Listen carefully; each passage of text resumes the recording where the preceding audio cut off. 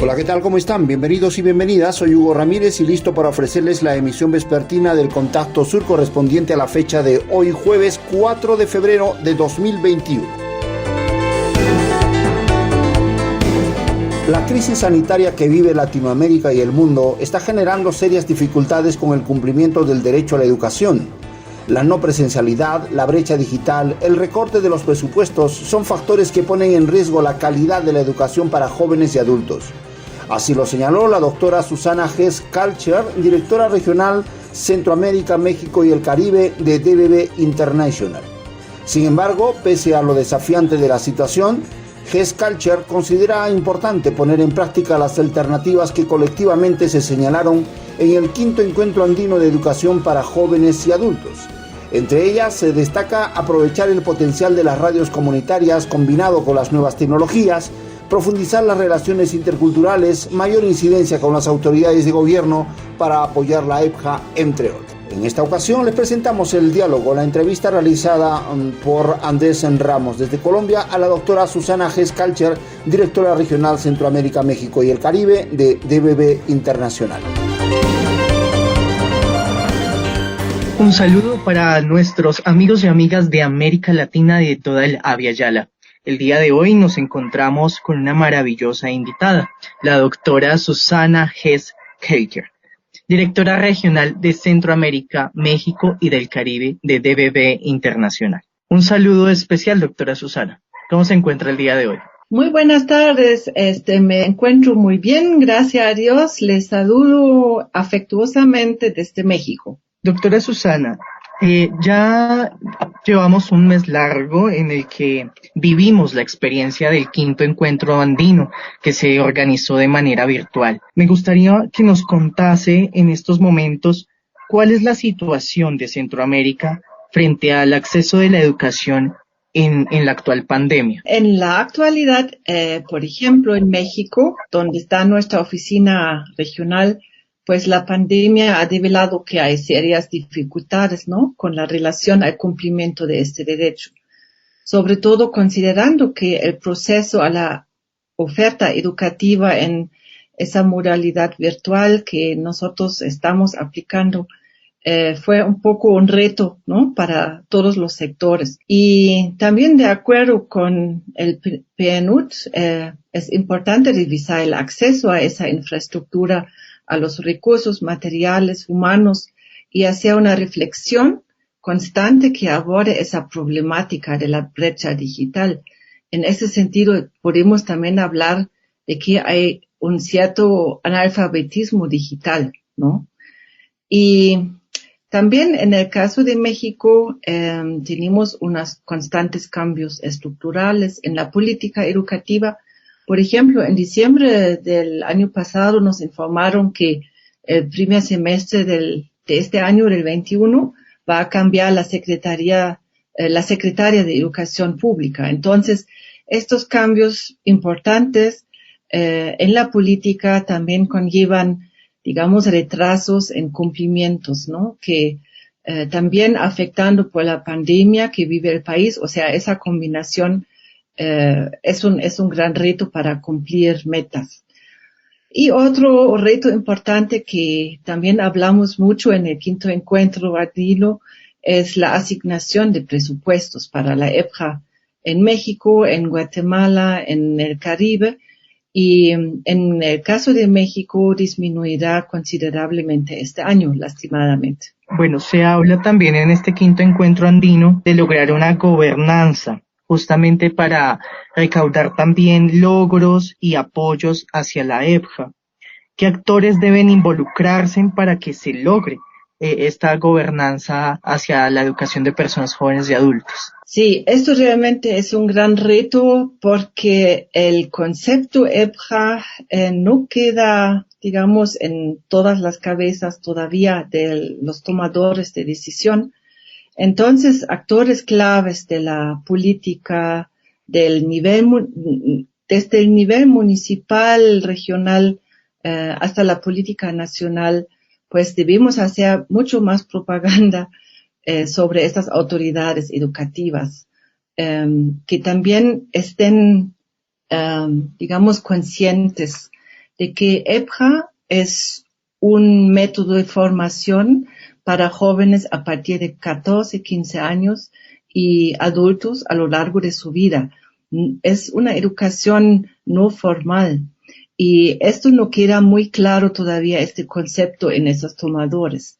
Por eso es muy importante de crear redes a todos esos niveles y hacer este tipo de encuentros que hemos realizado con el quinto encuentro para despertar interés masivo en EPJA y por lo tanto incentivar los tomadores de decisión a nivel nacional y regional para que estén más conscientes y que haya también discusión para destinar un presupuesto para la realización de EPJA. Sabemos que del quinto encuentro andino salió un pronunciamiento y de allí se recogen diversas propuestas enfocadas a la exigibilidad, por lo que usted mencionaba, de un presupuesto hacia la educación de personas jóvenes y adultas.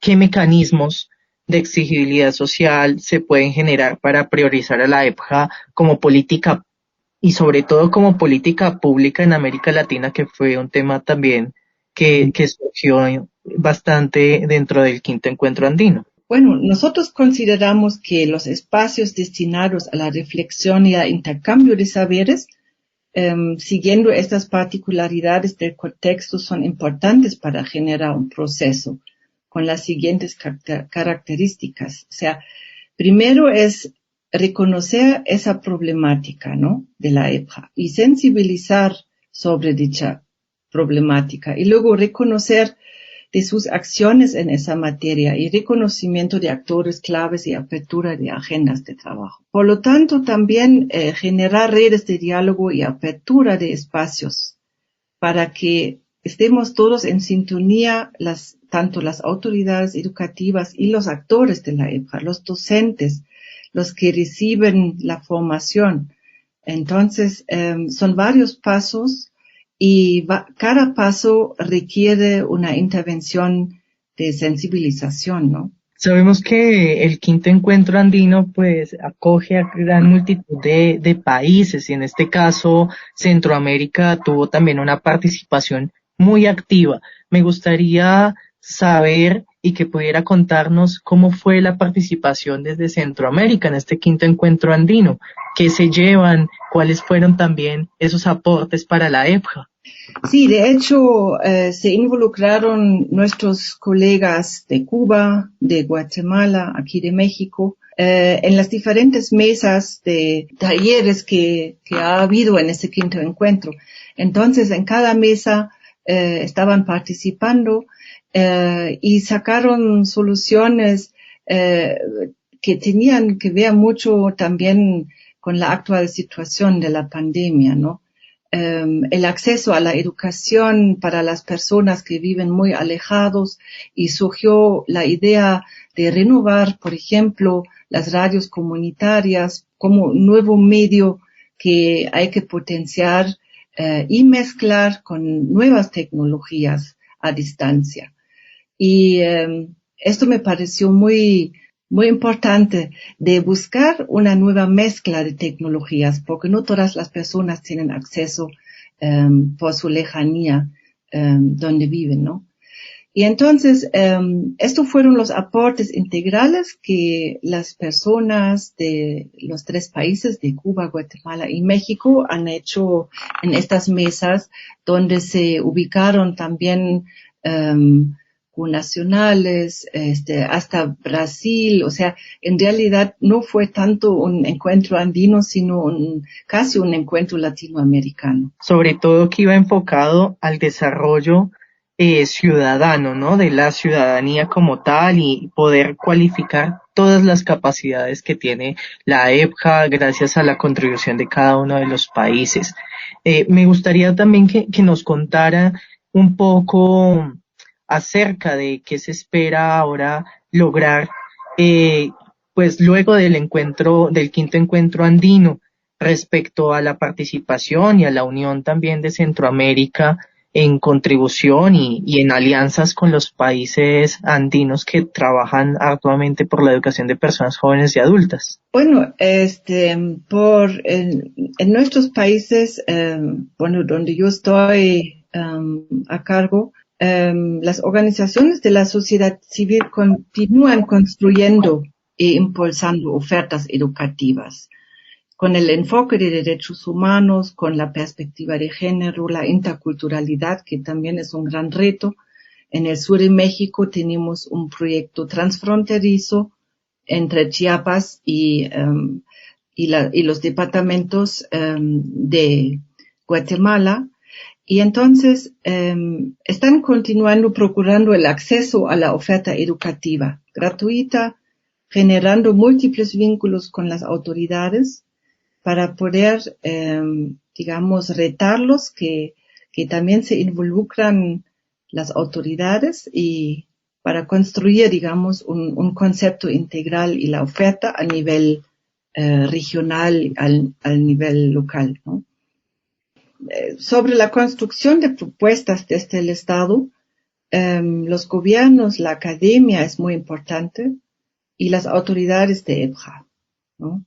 Y sería importante concretar un diálogo entre ellos, con los responsables de esa información que se envió para la confirmación del 5º Informe Mundial, por ejemplo, sobre el aprendizaje y la educación de adultos, que se llama GRALE 5.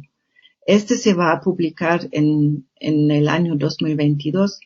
Y nosotros, como DBB, especialmente también desde Alemania, ayudamos en estas consultaciones de las regiones con la UNESCO.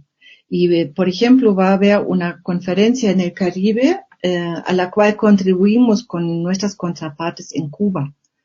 Y ahí vamos a estar, acompañando el proceso de cabildeo, de reunir todos los actores que tienen incidencia en EBJA, para que salga, muy bien la próxima Confintea, ¿no? En el año 2022. Doctora Susana, ya para finalizar, nos gustaría que le dijese a nuestros amigos y amigas de América Latina que le escuchan unas palabras, qué retos, qué desafíos, qué nos espera a los latinoamericanos y qué debemos hacer para seguir alimentando y fortaleciendo la educación para personas jóvenes y adultos. Tenemos un grandísimo reto porque tenemos enfrente la deserción de la escuela, de muchos millones de estudiantes por el momento, por la pandemia.